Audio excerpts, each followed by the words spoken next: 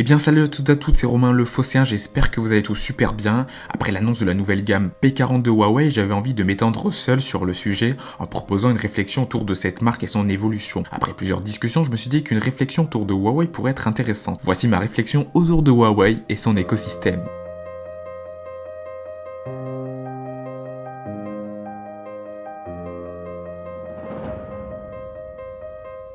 Aujourd'hui, en ce début d'année 2020, ce n'est plus la même histoire. Après le Huawei ban pour cause de guerre commerciale entre les USA et la Chine, firme asiatique a su se refaire une santé en apparence pour l'instant. La firme chinoise a investi massivement pour proposer en quelques mois une alternative au service Google. Pour remplacer les Google Mobile Services, Huawei propose aux développeurs ses propres services. L'incrémentation pour le développeur est optimisée pour être rapide et simple. Ce dernier a donc pour but, par effet de miroir, de publier rapidement pour le développeur son app sur l'App Gallery. En nombre, cela permet à Huawei d'étoffer rapidement son store alternatif au Play Store. Stratégie payante vu que le nombre d'applications ne cesse de croître sur le store. En quelques mois, il y aura eu l'apparition d'énormément d'applications sur ce store. Snapchat, Telegram, Twitter, Tinder, pour ne citer que, sont déjà disponibles à l'heure actuelle. Facebook et Instagram devraient arriver prochainement. Huawei cherche au final à bâtir un écosystème solide et fort. Après, on va pas se mentir, il reste énormément de travail, mais le bon chemin est déjà trouvé. Et maintenant, que faire avec tout cela? Parlons de Huawei sur le moyen, voire le long terme, dans le langage technologique. Il arrivera bien un jour où Huawei aura ne serait-ce que l'opportunité de travailler avec les services US, notamment lors du mandat suivant Donald Trump. Imaginez la puissance de cet écosystème avec les applications Google.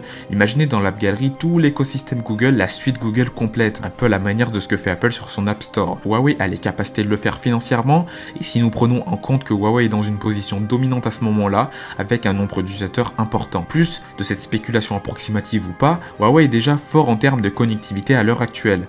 Imaginez alors dans un futur plus ou moins proche la puissance de leur écosystème. Enceintes, ordinateurs, télévision, smartphone, montres, tablettes, écouteurs, etc. Huawei pourrait devenir un maître en termes de la connectivité entre les appareils. Imaginez la présence partout de Huawei Share pour partager facilement des fichiers, de puces propriétaires optimisées, mais aussi un genre de continuité d'écran entre les plateformes autour d'Harmony OS. Imaginez le détail que pourrait fournir Huawei pour fournir un écosystème complet. Si on ajoute le savoir-faire en termes de technologie, cet attrait au sens du software et de la connectivité, il y a comme un air de positif qui résonne dans l'avion en destination du renouveau. Même si cet avion subira des turbulences, il a les moyens d'arriver à destination, celle du succès. Mais ceci reste des visions uniquement sur du long terme. Mais pour réussir sur du long terme, il faut s'en sortir sur du moyen terme et aussi sur du court terme. La dernière série P40 de Huawei pourrait être un symbole fort. Ceux qui y verront la fin, moi j'y vois un début d'une nouvelle ère. Quoi qu'il arrive pour Huawei, qu'ils réussissent leur pari ou non, le courage de la marque derrière est remarquable. Derrière la recherche du renouvellement, il y a un pari qui est intéressant à suivre. Un pari qui a deux issues possibles. Réussir ou échouer en plein vol. Huawei met les moyens, il essaie de rendre l'écosystème parfait pour le consommateur. Maintenant, pour arriver à la destination de la réussite, la route est encore très longue. Mais la réalité est que c'est au consommateur de décider de l'avenir de Huawei. C'est ce dernier qui possède le destin de cet avion. Huawei est en train de le faire décoller avec succès. Reste maintenant au consommateur de ne pas le faire tomber.